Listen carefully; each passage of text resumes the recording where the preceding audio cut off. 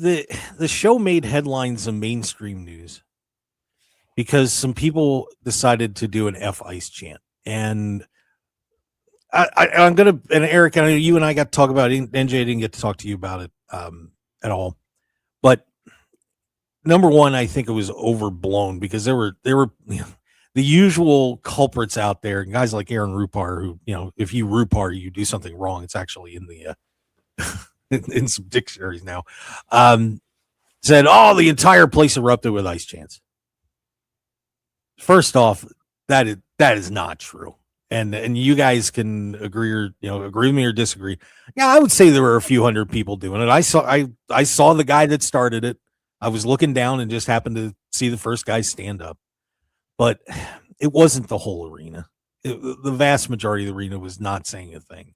And if you listen to the video replay, you can hear it echoing. It's not like the whole gang was doing it. Do you think that's first, NJ? I'll give you a shot. Do you think that's a fair statement that it was not the whole arena doing the chant? Yeah, it's a fair statement. Like I said, once again, we were live there in person and living time when it actually happened there at the Pearl Theater inside the Palm Casino Resort. And man, yeah, the electricity was in the air for MJF and Brody King to main event for the World Title Eliminator match. And then, like I said, before the bell even rang, right after MJF did his Smith and they dropped the flag behind him, and then it was a nice little build up for these guys to do the collar and elbow tie up. Yeah, the one fan, like you said, decided like this is a perfect time to go ahead and speak my mind on ice. And then the whole, well, not the whole, but like that whole section kind of just followed and said F ice. So like I said, like what a time, what a moment to be a wrestling fan. Let your voice be heard. And like I said, I like the publicity that has been getting for AEW, specifically MJF, because he was doing media at the Super Bowl and he got asked about it.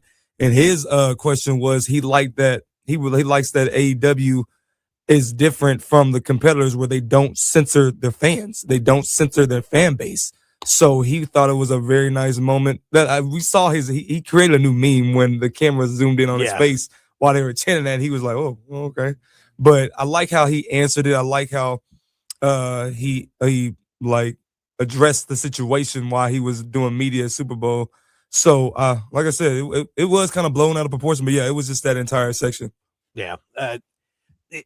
Here's the problem, guys, because now that, people like Denise Salcedo, who said, one of my favorite news videos to put together, Adrian Hernandez, best crowd moment I've ever been a part. Best crowd moment you've ever been a part of at all the wrestling events you've gone to, Adrian? Really? An ice chant. I mean, come on. But now that things are starting to settle down a little bit, there is another story that's coming out that AEW is saying, oh, I don't know if we want to be known as the anti-Trump company. And I have been saying that all along. And look, I could defend ICE all day. They have found 300,000 children that got lost. There have been, I have lists of, because I do a politics show as well, I have lists of child molesters, murderers. It is unbelievable how many people have been affected by some of these illegal immigrants that have come in the country. And there are a lot of, polling says that people don't like this stuff. And it's just, like I said, I'm really trying to restrain myself a little bit because we are a wrestling show, but they're on the wrong side of this. And they're starting to realize, and what I had said a while ago, CM Punk coming out with his stuff and Brody King and Hangman Adam Page, all of a sudden they're getting a reputation as being on one side of the political spectrum. Guys, it's pro wrestling. We're supposed to all be there having a good time, right? And now this happens.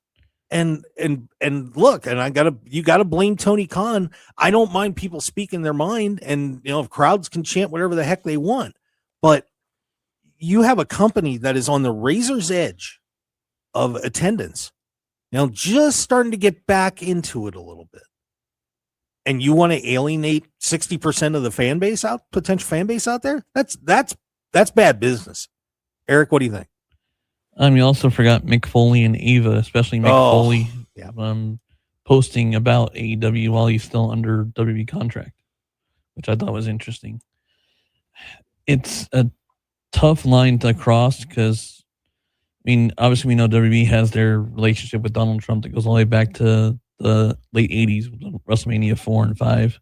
And he was at 7 as well.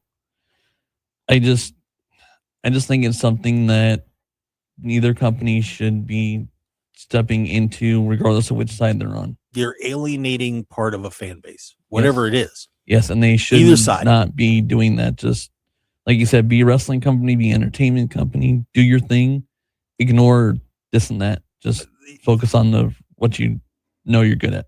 You know, I don't want to. I love AEW, and I don't want to see AEW get Bud Lighted, or targeted. You know what I mean? Those companies got destroyed because of their stances. Coach, what did you think of the whole thing?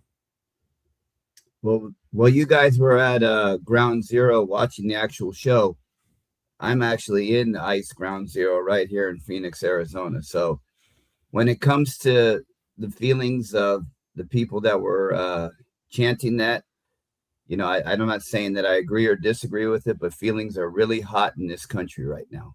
Should they have muted it? Should they have moved on the business side of it?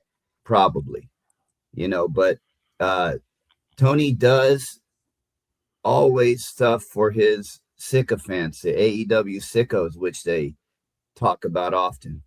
And for that section and for that group of people, whether it was right or wrong, Tony went with it, and we'll definitely see either the consequences, positive or negative, in a couple weeks. Yeah, and it didn't help the perception with Bryce Remsburg coming out and saying, "Oh, I waited to ring the bell," because that looks like the company sanctioned that.